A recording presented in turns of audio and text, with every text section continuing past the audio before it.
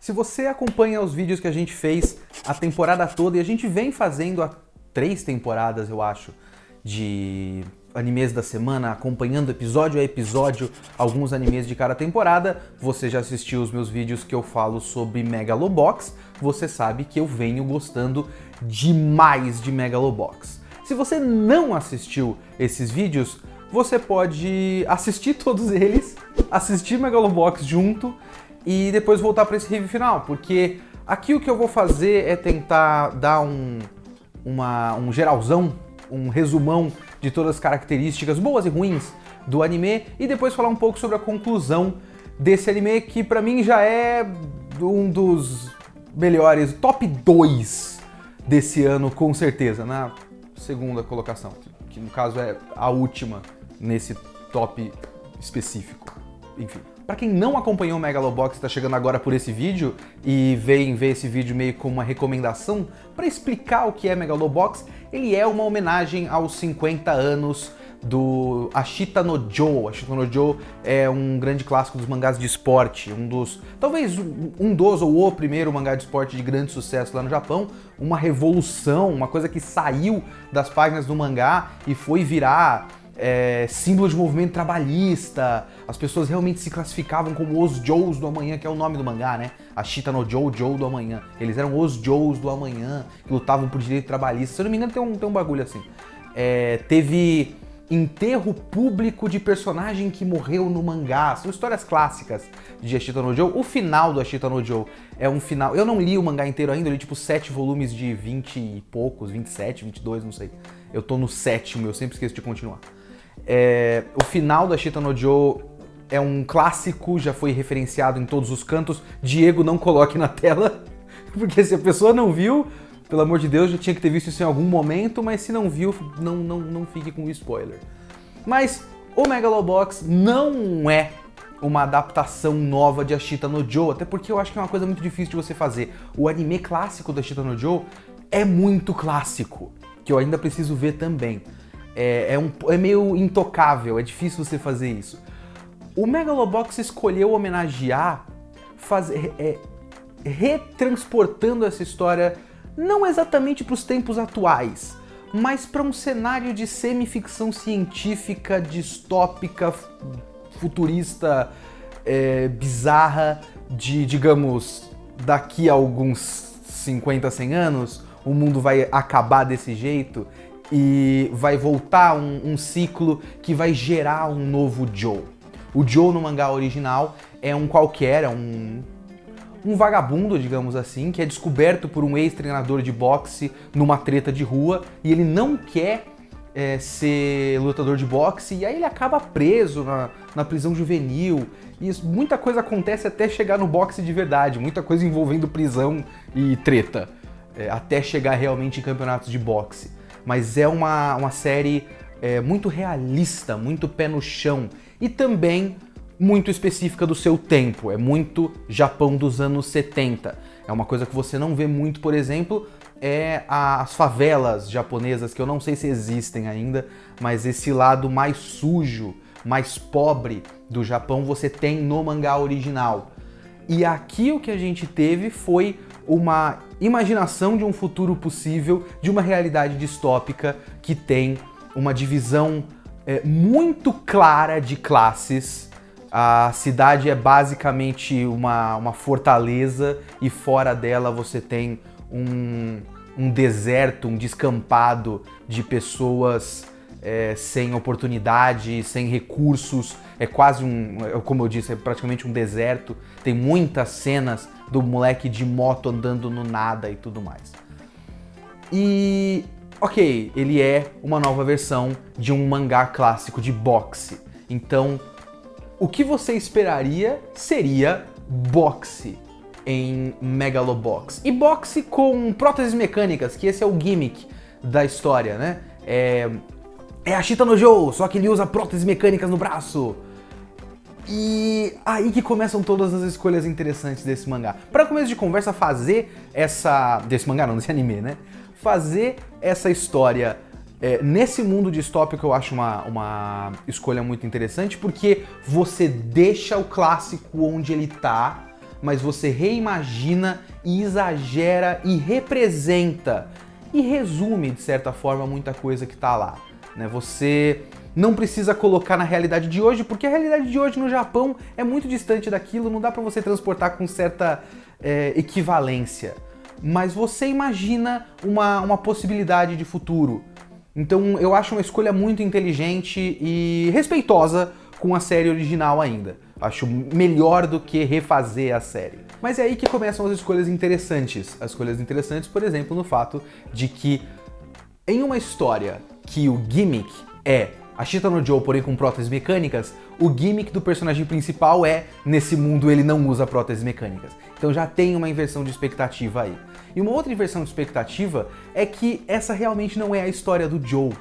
E eu venho falando isso nos vídeos de animes da semana, e eu vou falar nisso nessa parte antes de spoilers do fim, até para preparar um pouco quem pegar Megalobox agora, que eu realmente quero que as pessoas peguem Megalobox, porque eu acho um anime muito, muito bom, que não é realmente a história do Joe.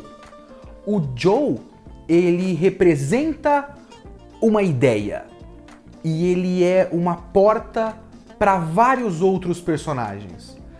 Tanto é que o Joe não tem exatamente um passado. Eu falo mais disso quando eu for falar do final da série. O resto dos personagens tem um passado. Você acompanha ao longo do anime a história do técnico, o Nambu-san, como é que chama? Do menino Sachio, que é outro menino de rua que aparece no meio da história e acaba entrando para a equipe. A equipe sem endereço, basicamente uma equipe sem teto, que literalmente treina debaixo da ponte, que é uma coisa diretamente tirada do mangá original, da Cheetah no Joe. Você tem o passado do técnico, do Sachio, tem um background, tem um veterano de guerra que talvez seja o background mais detalhado de todos. Ele tem um flashback muito bom num certo ponto da história. Tem um passado, de certa forma, do Mikio, que é um cara envolvido com a empresa que faz as próteses mecânicas. Então tem um background para boa parte desses personagens, e boa parte desses personagens passam pelo Joe como uma porta para evoluir. Porque todos esses personagens têm passado porque eles estão presos ao passado. E essa é uma das partes mais interessantes dessa história. Porque enquanto todos esses caras estão presos ao seu passado, eles precisam de alguma forma de superar essas coisas que estão impedindo eles de evoluírem como pessoas, e a maneira de evoluir como pessoa é o Joe.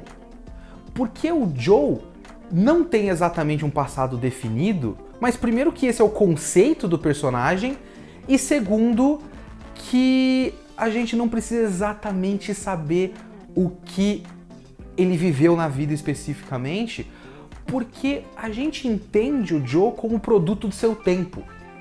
O Joe e Megalobox em geral, a série Megalobox em geral, pra mim é um triunfo da construção de mundo intuitiva. Eu não sei nem se eu tô usando um termo bom pra isso. Melhor do que você ter um discurso em certo ponto da história, diz um letreiro, dizendo no ano de 1900, no ano de 2035, uma guerra eclodiu, bombas foram jogadas na área de Kyushu, qualquer coisa do tipo. Não tem por que você fazer isso. O anime cria um ambiente que você entende ao ver e sentir o que acontece naquele lugar. Ele cria símbolos e metáforas visuais e rimas visuais para que você entenda exatamente como é aquele mundo, e por isso você entende quem é o Joe. Que tipo de pessoa que esse mundo gera? Uma pessoa que é perdida na vida. A primeira coisa que aparece do Joe é ele andando de moto no nada, que inclusive é uma coisa repetida na abertura do anime, que é essa moto cortando com um cachorro todo ensanguentado, todo cheio de cicatrizes, no meio do nada, num deserto, ou às vezes um mar de fogo, de pneus pegando fogo. Tem um momento na abertura que dá pra você ter interpretações diferentes, Dá pra você pensar que o cachorro pisa na placa escrito via de mão única, né? One way, caminho único. Só que ela tá pra um lado e ele vai pra outro. A placa tá no chão, no caso, né? Não existe mais caminho. As placas não significam mais nada, a sociedade não significa mais nada pra esse tipo de pessoa. Ou você pode pensar que ele não vai fazer o caminho que se espera dele. O caminho que se espera dele é um e ele vai para outro. Tanto é que a primeira coisa que ele faz para entrar no torneio de pessoas com próteses mecânicas para lutar boxe é tirar a prótese mecânica, né? O Joe, para mim, é uma das coisas mais inteligentes dessa história. É um começo da série, onde você tem o Joe passando por um letreiro dizendo que acho que a cidade não é para for your ever Joe, não é para um Zé Ninguém. E aí ele não tem identidade, ele não tem passado, ele não tem nada, ele não tem nome de fato. Ele luta no circuito de lutas ilegais como Junk Dog, tipo vira-lata, né? Mas não é um nome de verdade, é realmente um nome que ele usa pra lutar. E aí ele faz uma identidade falsa e o nome dele, é tudo no mesmo episódio, o nome que ele escolhe é Joe, depois de ver a placa Not for your average Joe. Então, se não é para o average Joe, eu vou ser o Joe e eu vou entrar nessa porra e eu vou desafiar todo mundo. Porque se ele não tem nada pra trás, só o que ele tem é pra frente. E ele desafia tudo que vem no caminho dele. E isso é tudo que você precisa saber dele. Porque, mais uma vez, ele é uma ideia, ele não é exatamente um personagem. Outros personagens da história são mais personagem do que o Joe. O Joe, ele representa, ele é um fruto do mundo criado pelo anime. E ele vai desafiar o status quo. E isso eu acho simplesmente lindo.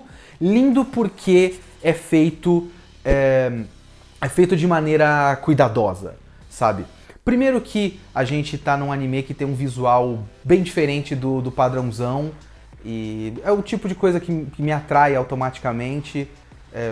Isso é muito bobo de falar, né? Muito floquinho de neve especial. Mas vem aqueles cartazes de anime de escolinha ou aquelas coisas que você sabe que são adaptação de light novel, que vai ter um moleque muito foda numa escola de magia, não sei.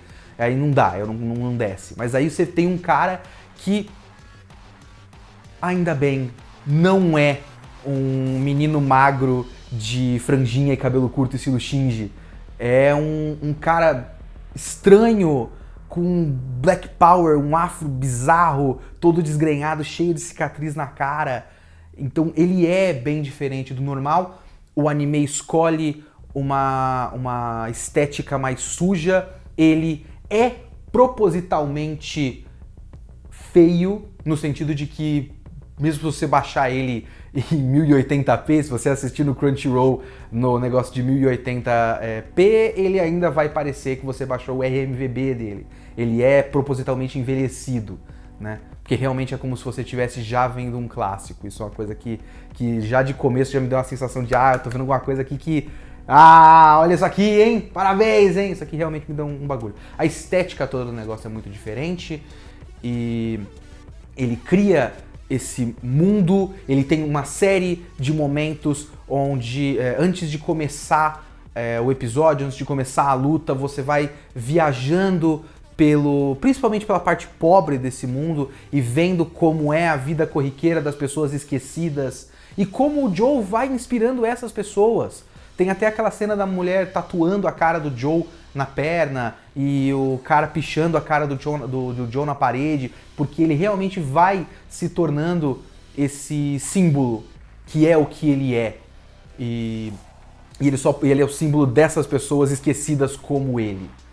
E além disso, a série também toma decisões esquisitas ao longo dela que eu curto muito, principalmente quando ela começou a rolar uns raps muito malucos que realmente não é só um momento onde tá tocando uma música. Várias vezes a história tá sendo conduzida por alguém cantando um rap. Os conflitos estão sendo explicados. Nesse momento, eu falei disso no episódio 11. Megalobox não é uma história pra você ficar fazendo nitpicking de lógica. Ah, porque não faz sentido os caras usarem gear, não tem nenhuma vantagem, por que eles estão usando isso? Até porque isso é explicado depois. Todo o negócio é um esquema pra vender o bagulho, enfim, vocês vão assistir. Mas esses momentos mais realmente surreais, mais de jogar tudo pela janela e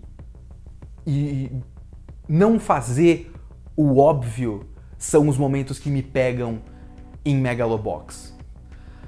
Claro, voltando, é um anime de boxe. Mesmo que não seja, mesmo que o boxe não importe, é um anime de boxe. E as partes de boxe são as partes mais fracas. E isso é um defeito que as pessoas podem se pegar e podem acabar não gostando da série. Eu acharia uma pena, mas eu também não tenho um contra-argumento. Realmente não são cenas muito bem feitas. O final... Tem cenas... Eu acho que a direção dá um jeito, principalmente no final. A luta final é um anime de boxe, vai ter uma luta no final. Isso não é spoiler. A luta final, por exemplo, eu acho uma luta, continua mal animada, mas eu acho uma luta bem dirigida. Eu acho que o uso do slow motion, o uso daqueles freeze frames para dar uma carga dramática e dar um peso, fora que você ajuda com isso com a arte e com a coisa, um visual, uma estética visceral da série, então deixa tudo aquilo bem pesado. O peso daquela luta é passado de diversas formas que não uma animação super fluida. Eu gostaria que tivesse uma animação super fluida, mas não tem. Talvez o anime clássico da Ashita no Joe tenha uma animação melhor do que essa hoje, mas paciência, a gente tem que viver com isso. Eu acho que é realmente o único defeito de verdade de Megalobox. Eu recomendo demais Megalobox, demais, eu gostei muito. Se você já assistiu a série toda, continue acompanhando esse vídeo. Se você já assistiu a série toda e também assistiu os meus vídeos semanais, desculpa porque eu estou me repetindo, mas esse vídeo também tem um pouco o objetivo de ficar aqui para sempre no canal. E vamos entrar em spoilers com os episódios 12 e 13 de Megalobox.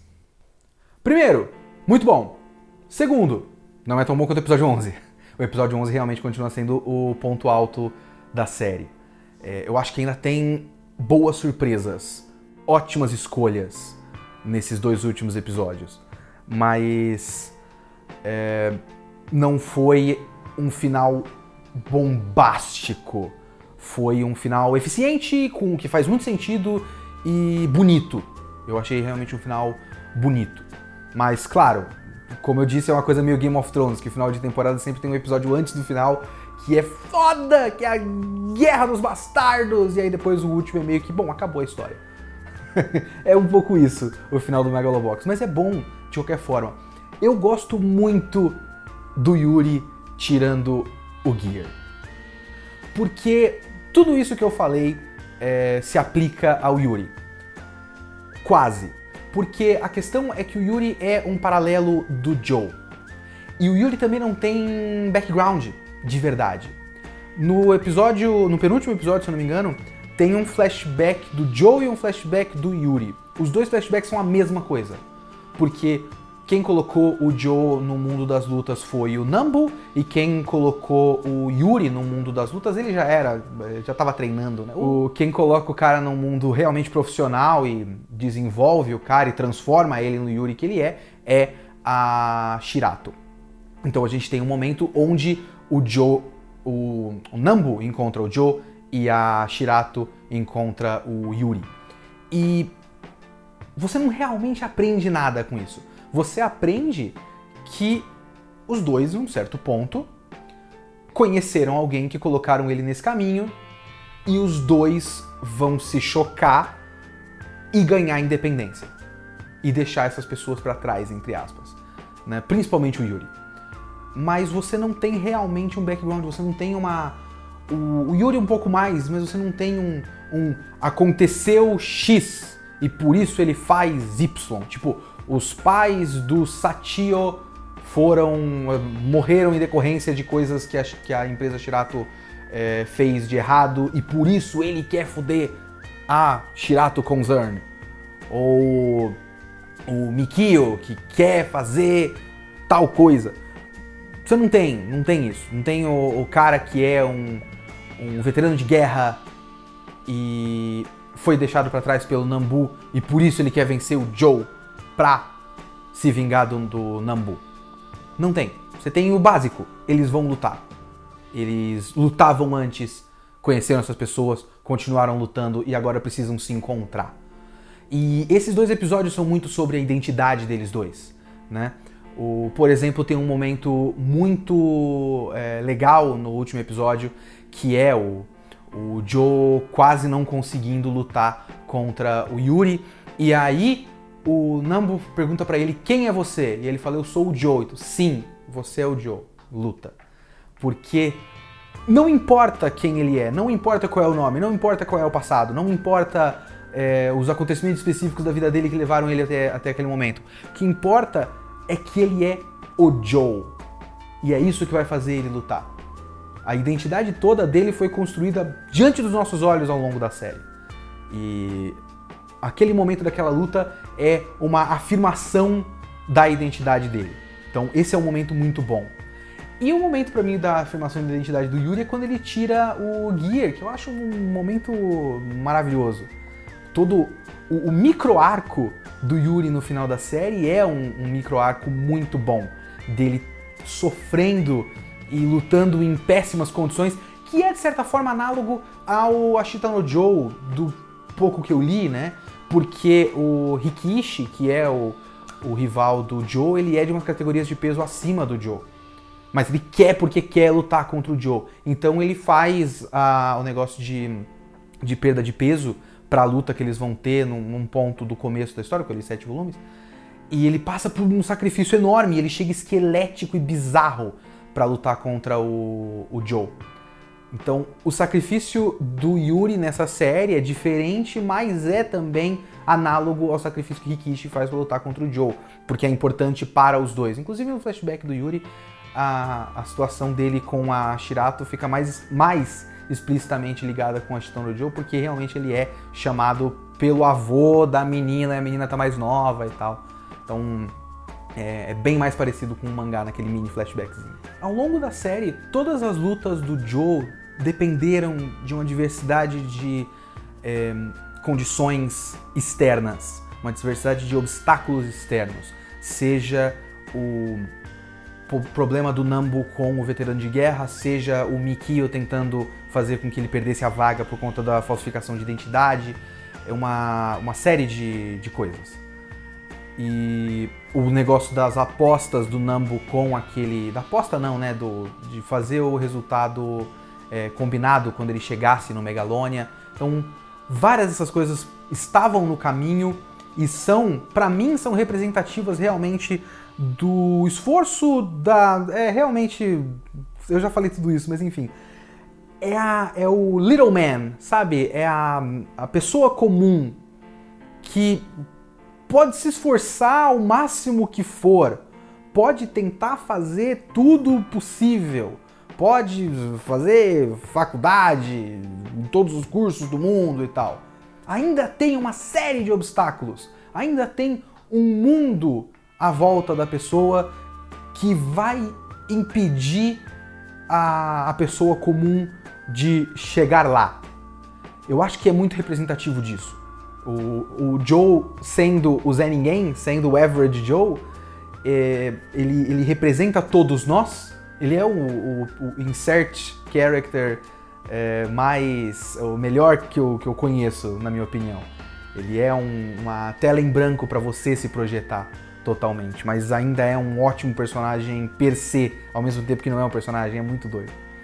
Mas a gente viu todos esses problemas sendo eliminados até que ele chegasse no momento da luta apenas pra luta. E ao custo de uma série de sacrifícios. O Nambu-san ficou ficou cego, né?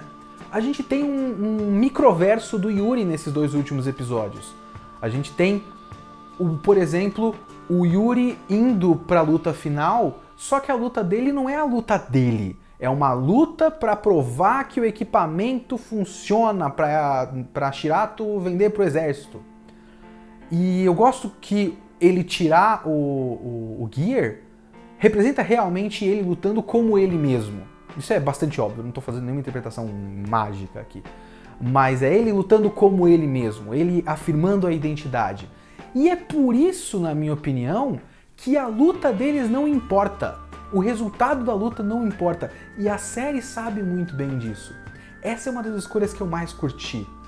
Porque quando tem aquele soco final e os caras falam eu tô fazendo o que eu mais gosto, eu tô no melhor momento da minha vida, e aí corta e tem lá o soro, eu pensei que alguém morreu e tudo mais, mas realmente o óbvio de uma série de esporte seria você ter o momento final do jogo, da partida, da luta, do sei lá o que, como o momento apoteótico, mas ele fez uma coisa meio final do Yu Yu Hakusho, onde o final da luta realmente não importa. Ele só cortou, fez todo um desenvolvimento dos personagens depois daquilo, o Yuri provavelmente se recuperando, eu acho que ele não vai ficar paraplégico pra sempre, não parece ser o tipo de coisa. Apesar que ele deve ter removido coisas da coluna, de repente vai ter sequela pra sempre, né? Porque ele era um negócio realmente integrado ao corpo dele, então ele pode ter se fudido pra sempre.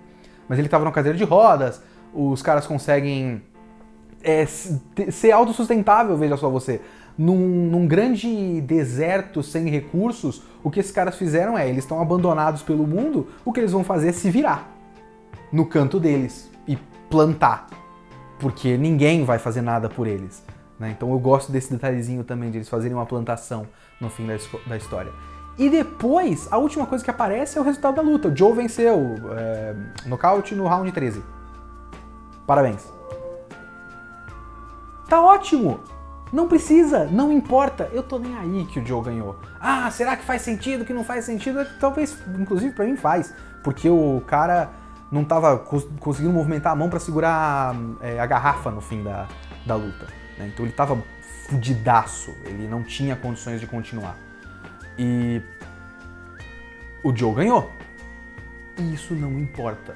O que importa é que os dois agora são pessoas independentes, os dois são eles mesmos. Seja lá quem eles forem, eles são eles mesmos. E é isso que a história construiu. Uma luta contra todas as condições externas, contra um mundo que não vai fazer nada por eles, contra um sistema e castas e classes e o abismo social e tudo. No meio disso tem uma busca por identidade, pelo direito de existir, basicamente. E o Joe conquista o direito de existir dele ao fim da história. É maravilhoso. Megalobox é foda, eu gostei muito. Já é, como eu disse, meu top 2 desse ano, vocês sabem qual é o 1. E é isso aí, muito obrigado a todos. Eu acho que esse vídeo deve ter ficado quase tão longo quanto o nosso VideoQuest 83 sobre o Nanimaster Kurosawa. Então assistam também o Nanimaster Kurosawa no VideoQuest, também editado pelo Diego, muito obrigado Diego. E colaborem com o padrinho do VideoQuest, a próxima temporada está começando, eu suponho, não sei o que eu vou assistir, acho que tem Shingeki no Kyojin, que com certeza não vai ser tão bom quanto o Megalobox. E falou!